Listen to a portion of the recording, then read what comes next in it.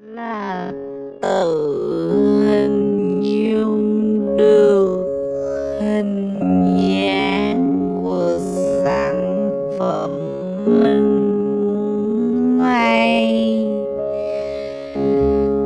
Thay vì các bạn phải copy y chang những con số từ một hướng dẫn nào đó, thì các bạn có thể là tự phát thảo ra những hình dáng dựa vào hình ảnh mẫu,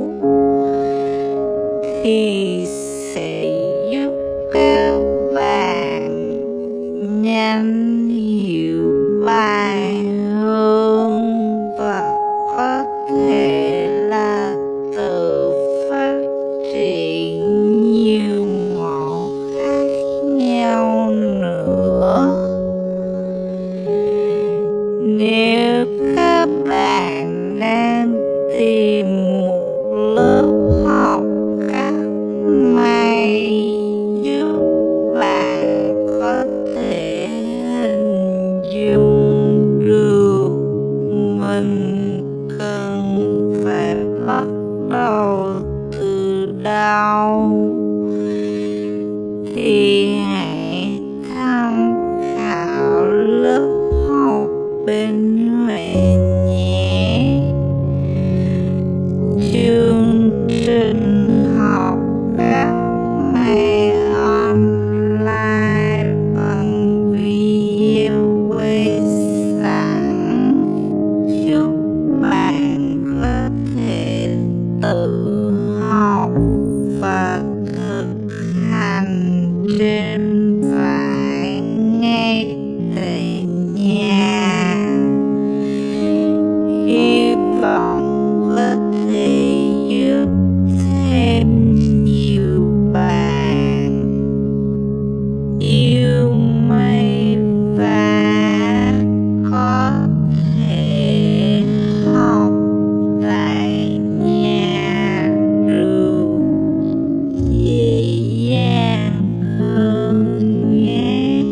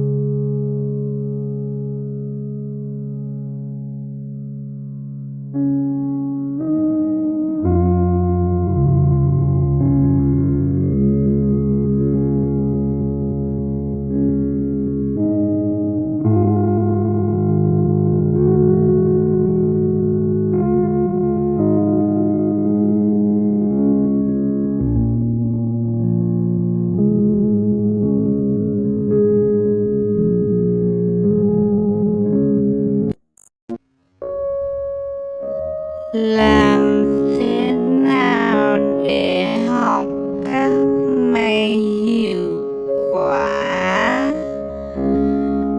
Đối với chương trình học bên Huế thì Huế sẽ ưu tiên phương pháp giúp học viên làm thế nào để học cách may hiệu quả? Đối với chương trình